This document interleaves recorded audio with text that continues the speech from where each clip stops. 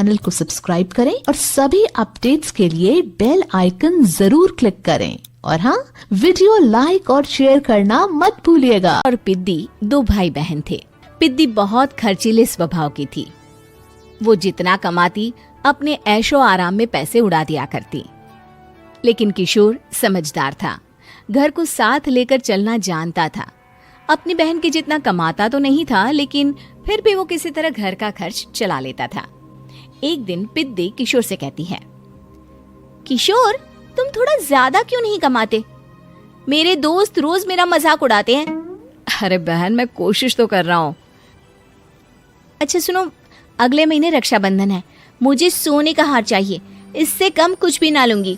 अरे दिला दूंगा बहन। किशोर को पूरी रात नींद नहीं आती।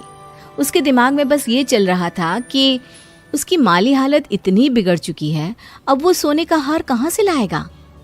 अगले दिन किशोर सुबह सुबह घर से ये बोलकर निकल गया कि पिद्दी, मैं गांव से बाहर जा रहा हूँ, कुछ दिन घर नहीं आऊंगा। किशोर ने अपने काम के साथ साथ फेरी में कपड़े बेचने भी शुरू कर दिए, जिससे वो ज्यादा से ज्यादा पैसे कमा सके। रात में वो एक बिल्डिंग की चौकीदारी भी करने लगा। अपने काम से थोड़ा बहुत समय निकालकर बस कुछ घंटे की नींद ले पाता था।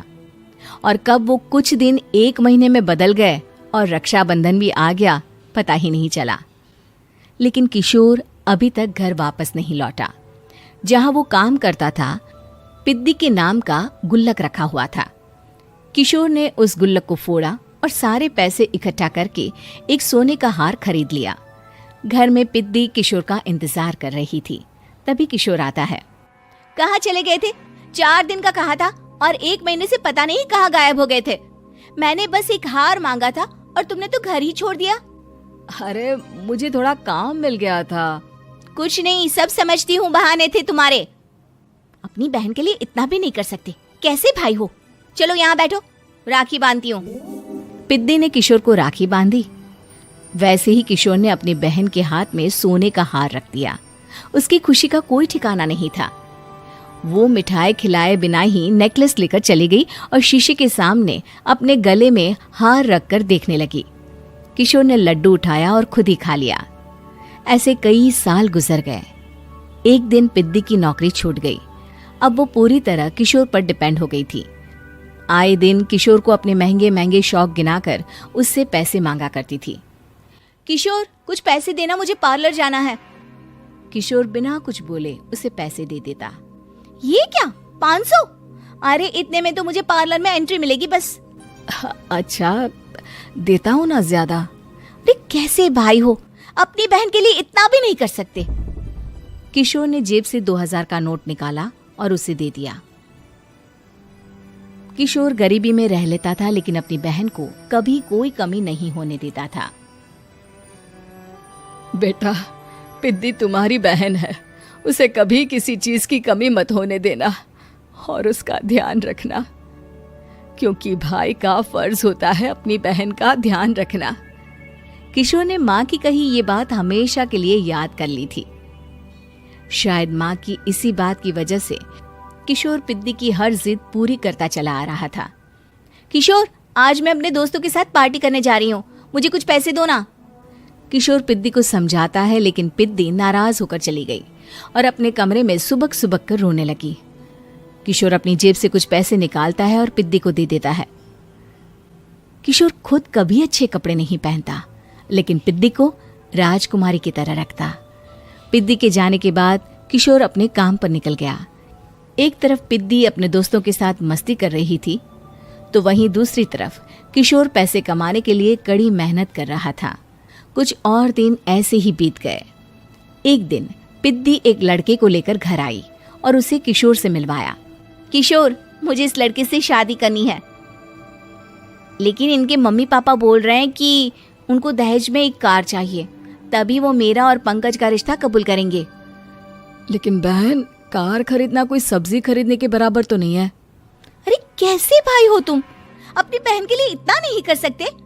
देखो, मैं ज्यादा इंतजार नहीं कर सकती, तुम्हें 1 साल में मेरे लिए कार खरीदनी ही होगी। अच्छा पंकज, एक काम करो, कल तुम अपने माता पिता को घर बुला लो, मैं उनसे तुम्हारे और पिद्दी के रिश्ते की बात कर लेता हूँ। अगले दिन किशोर के छोटे से घर में पंकज और उसके माता पिता आते हैं। बेटा, तुम्हारी बहन ने हमारी शर्त तो बता ही दी होगी। जी बेटा, तुम तो इतने छोटे घर में रहते हो, दहेज कहाँ से लाओगे? मैं अपनी बहन की खुशी के लिए सब कुछ कर सकता हूँ। पंकज और पिद्दी का रिश्ता तय हो जाता है। किशोर अब अपनी क्षमता से 4 गुना ज्यादा काम करने लगता है। सुबह सबके घरों में न्यूज़पेपर फेंकता, दिन में मजदूरी करता और रात में चौकीदारी करता। खूब मेहनत करके किशोर ने अपनी बहन की शादी के लिए पैसे जुटा लिए। उसने अपनी बहन के लिए कार खरीद ली। जब वो पिद्दी के ससुराल वालों से मिलने गया तो उन्होंने किशोर से और पैसों की मांग की। इस बार किशोर हार चुका था। पिद्दी माफ करना, मैं तुम्हारी शादी उस लड़के से नहीं कर सकता। वो लालची लोग हैं, उन्हें सिर्फ पैसों से मतलब है। देखो किशोर, मैं पंकज से ही शादी करूंगी। क्योंकि पिद्दी ने तो किशोर की बात न मानने की जैसे कसम खा रखी थी। किशोर ने पंकज को घर बुलाया। पंकज, तुम अपने माता पिता को समझाते क्यों नहीं हो? भैया, वो हमारी शादी के लिए मान गए, मेरे लिए तो यही बहुत बड़ी बात है। हम एक काम कर सकते हैं, दहेज की रकम में से कुछ पैसे मैं आपको दे देता हूँ। अरे लेकिन समाज वाले क्या कहेंगे? अरे जब दुनिया को पता चलेगा तब ना। अच्छा, कुछ पैसे मैं अपने मालिक से कर्ज में ले लेता हूँ। कुछ पैसे पंकज देता है, कुछ वो कर्जा लेता है और अपनी उम्र भर की कमाई वो अपनी बहन की शादी में लगा देता है। आखिर में पंकज और पिद्दी की शादी हो जाती है। पिद्दी की विदाई के बाद किशोर बिल्कुल अकेला पड़ जाता है। अब उसका कमाने में भी मन नहीं लगता। उधारी वाले रोज घर में आकर बैठ जाते हैं। अरे किशोर, अब तो पिद्दी की शादी को 5 साल हो गए, अब तो हमारा पैसा लौटा दो। चाचा, पिद्दी के जाने के बाद किसी भी काम में मन नहीं लगता। अरे तो हमारा पैसा कैसे वापस मिलेगा? जी, कुछ करता हूँ मैं। किशोर के ऊपर बहुत सा कर्जा चढ़ गया था, इसलिए उसने तय किया कि वो ये घर बेचकर सबके पैसे लौटा देगा।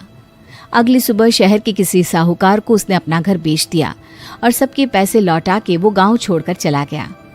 पिद्दी ने शादी के बाद कभी अपने भाई का हाल तक नहीं पूछा। किशोर को फर्क नहीं पड़ता था।